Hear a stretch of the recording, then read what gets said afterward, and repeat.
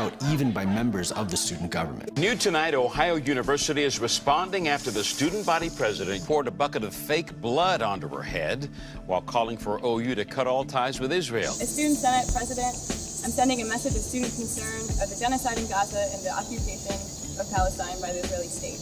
I'm urging you and OU to divest and cut all ties with academic and other Israeli institutions and businesses. That video is causing outrage on the Ohio University campus and with Jewish groups around the nation. This was not the setting, this was not the time and the place to do that as a leader of Ohio University. When the initial blood bucket challenge happened, the students reacted very strongly. People were shocked and didn't understand, and a good number of students were very offended and hurt. She did this not as a student, she did this as the Student Senate President. The members of Bobcats for Israel came together to support Israel and to take a stance against the Student Senate President's actions. So we went to the Student Senate meeting, And being on the Senate floor with 100+ people who were against me, it's nerve-wracking when you have people screaming at you and calling you names.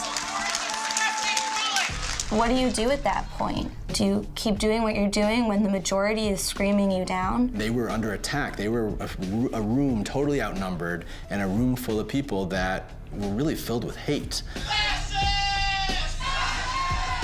People were yelling, calling us fascists, Nazis, right on the Student Senate floor. Just seeing the amount of support that the pro-Palestinian groups had, especially from the Student Senate, who were elected as representatives of the student body, really just kind of hit me like where it hurts. Like, it wasn't, these are people who are supposed to represent the student body. I will never represent fascists.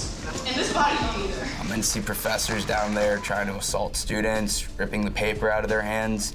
That was just disgraceful. I was embarrassed to go to Ohio University at that point. As Becky and Gabe were reading these letters, some university presidents supporting Israel and arguing against the academic boycott of Israel, the student government leadership called the campus police to basically stop them. But they wanted to get their message out and they wanted to take a stand, and finally they were arrested. In this video, Bobcats for Israel President Becky Sebo is arrested after refusing to stop speaking at Wednesday night's Student Senate meeting. Police arrested Sebo and 3 other students. Student Senate President Megan Marzak says she called police after Sebo and the others spoke out of turn.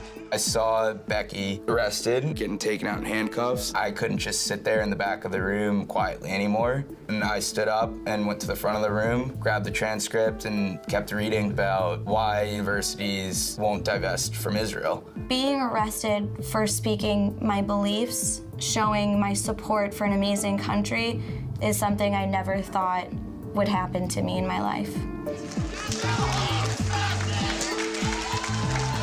We left peacefully, got put in handcuffs, and we thought it'd be over right there. I had no idea that we'd be taken down to the precinct. Being charged with a crime, charges have not been dropped. I still have a pending criminal trial. That's where it kind of crosses the line. because the Student Senate tried to silence the pro-Israel students, many members of Student Senate actually decided to resign. It becomes our turn to listen to our constituency, and what do? We disrupt them when they're speaking, we chant when they sit down, and we have them arrested for speaking out.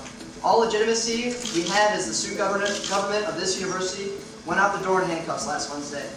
I'm therefore standing before you this evening to tender my resignation as treasurer, effective immediately.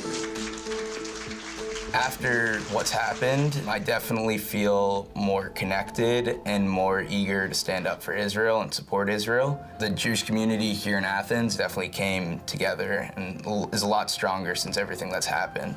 I've learned from this situation to not be afraid. And I've learned that from history, from my culture, about not backing down when you're confronted with lies and with hurtful words, standing your ground and not fleeing, but fighting for what you believe in. A Jewish person who's not secure and confident in their Jewish identity